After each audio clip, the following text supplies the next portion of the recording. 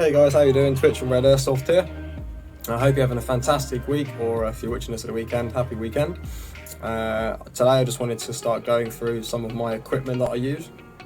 A couple of my rifles, one of my rifles in particular today, and then there'll be some more footage coming out, some more videos in the future with the rest of my gear.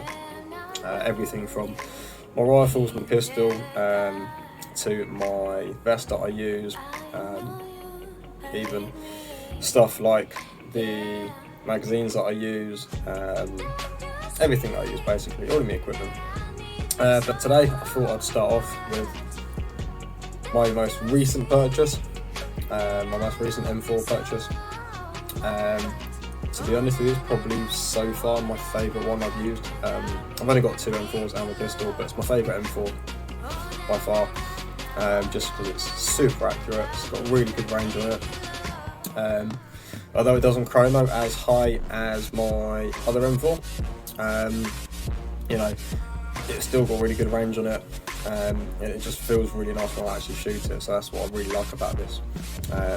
But here it is. This is my my G&G CM16 R.E.D for Lima. This is the tan version, sort of desert tan version they do. There she is, all the way across. As I say, this is definitely my favourite one so far. It's a really nice M4/CM16. It's got a really nice weight to it. That's what I really like about this. It has got a really nice weight to it. It is mostly polycarb, pretty much from all the way from the back to the front of it is pretty much polycarb. Obviously the inner barrel is metal, and the top receiver, that part of the body is metal as well. The rest of it all polycarb, but again it's got really nice weight to it. Haven't done any modifications to this yet at all, besides a couple of external modifications. I've not done any internal modifications yet. Out of the box it was chronoing at around 265-ish, 270, which is way below the limit we have over here in the UK. But as I say, it's nice. It's got a nice decent range to it. It's really good accuracy on it as well. If I do go down the route of modifying this one as much as I did on my Double Eagle, the only thing I would probably upgrade on this will be the inner barrel, and possibly the spring. That's probably all I would do with this. That's kind of all it needs, I think. Doesn't really need much else to it, to be fair. I say it does fire really well as it is, so I don't really want to start changing things and potentially make it worse. That shouldn't happen, but it can happen, so I'd hope, if I do any changes to it, hopefully that won't happen and it will just improve it. But as it is at the moment, got the 6-point rear stock on this one. The battery itself goes in the back here. Take the cover off and the batteries go in. It's a fairly small size, sort of small space for the batteries, so you just have to use the stick batteries, but works really well. I use 7.4 lipos in this. I'm running, I think, 1430 milliamps, something like that. Generally that will last me the entire day. I have had one game, like one day, where the battery did die on me about just after lunch, but that wasn't the problem because I've got 3 batteries, so I just whacked a new one in there. But generally it will last me most of the day. Pirate uses 2000 milliamp in his, which will last the entire day. It doesn't matter what you're doing, it will last all day. So I will look at getting one of those at some point, but as it is at the moment, don't need it, to be fair. But yeah, nice decent size stock in it. I've got the sling mount on here as well. My Double Eagle M4 doesn't have a sling mount on it, on the back end of it, which is really annoying. I will be getting one for that at some point, but it's really nice having it on here. So I use a single point sling, so it hangs at a nice sort of height on me rather than all the way down by me legs. This does hang, you know, fairly high up, so it's quite nice. Moving on from there over to the stock. This actually came, unfortunately, damaged out of the box. And when I say damaged, basically the top cover, that metal cover just there, is actually broken. So when you actually pull the release back, it doesn't actually open. Oh, shut that down. Doesn't actually open. Took me a little while to figure out what it was, but it's the actual sort of clip that's inside here that's actually broken. I did order another part to replace it, but it was actually slightly wrong, like slightly thicker, so it didn't actually fit. But that's not a problem. What I've ended up doing is literally attaching a, if you can see it, a piece of material just here, so I can literally put it down to access the hop-up unit inside. That again, that works really well for me. Does exactly what I need it to do, you know. So that's just a quick fix, really. I did get in touch with the guys I bought this from, which was Patrol Base. I'll leave the link down below for it. But I got it from Patrol Base. I did speak to them. You know, they and don't get me wrong, they're fantastic, really good bunch of lads in there. They've helped me out loads. They did want me to send this back because obviously it's still under the warranty. However, for me, it's just a bit too difficult. You know, and generally when I buy stuff anyway, I'm a tinkerer. I'll strip it down, I'll take it apart, you know, and as soon as you do that with one of these anyway, the warranty is technically void. You know, so I wasn't too worried, and for the sake of, you know, a bit of material on here to do that, I wasn't too worried about sending it back because it works, you know. So but yeah, going, I 3D printed a little red Airsoft logo, which I've stuck on there. Quite a nice little addition just to make it a bit more personal. I will look at possibly painting my next M4 or M16 that I get. I might do some painting on it, change it up a little bit, whether it be like a camo style paint or something just outrageous. I don't know yet, but I'll see when I come to it.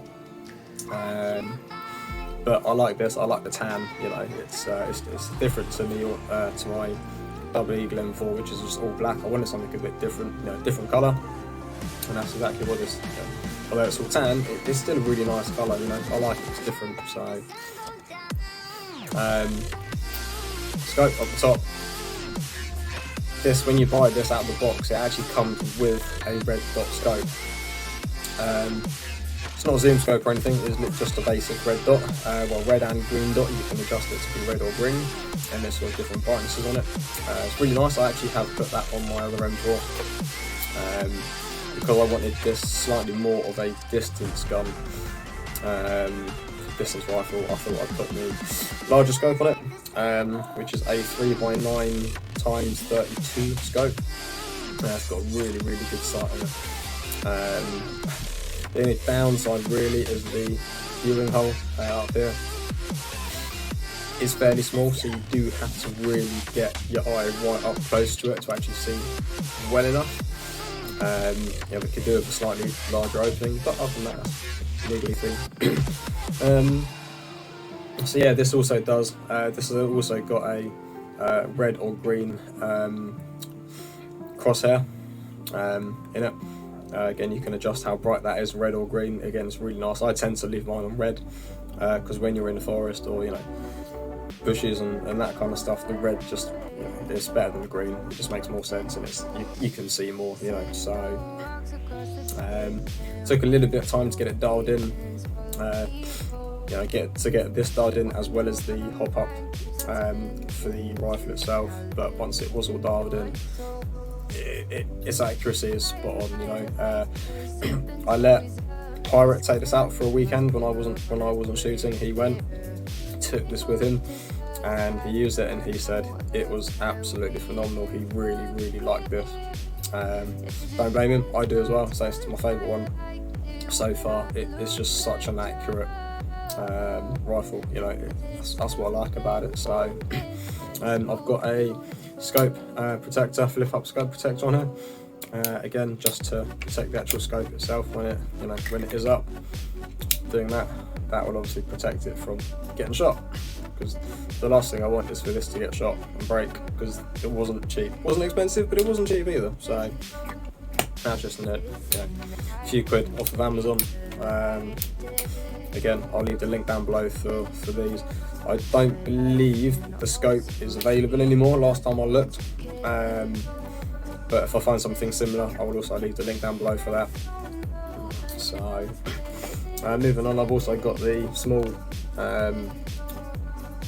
pod, hand gut pod thing, whatever you want to call it, just underneath here. Rather than having the longer one, I went for the slightly smaller one. Again, that fits my sort of grip a hell of a lot better. I very rarely use it.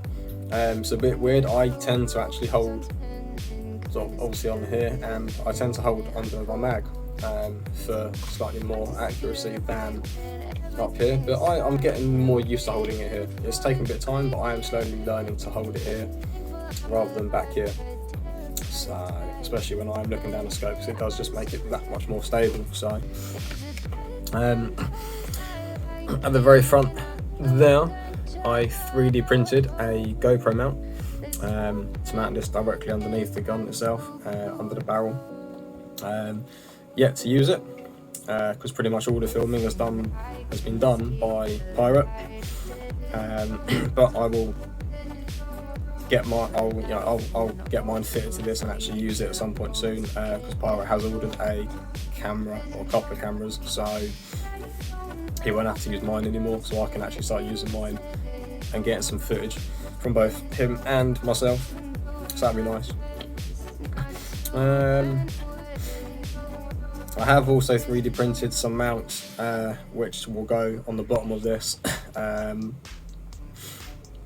or the other M4. They're like a double Picatinny. Don't know if that says right. It's double Picatinny attachment, which again I'll do another video on later on. But basically that allows me to attach the grenade launcher that both me and Pirate have. Actually allows me to attach it to the bottom of the rail here, on the underside of the rail. Actually works out really nicely, so I will do a separate video on that. And I will be, once I've got some things finalised, I will actually be selling the double Picatinny mounts online, so you can buy them if you decide you want to get a grenade launcher or anything else you want to attach to it. I mean, I don't know, if you've got a pistol that's got a rail on top of the pistol, you can mount your pistol on here. If you want to be mad, go for it, why not? It's fun, But yeah, so that will be hopefully going on sale fairly soon. Not sure how much they will be yet, but once I decide, I'll let you guys know. Other than that, it is just, as I say, it is just a really nice bit of kit. So it's the G&G. G&G themselves are renowned for making, good rifles. They are one of the more well-known brands out there.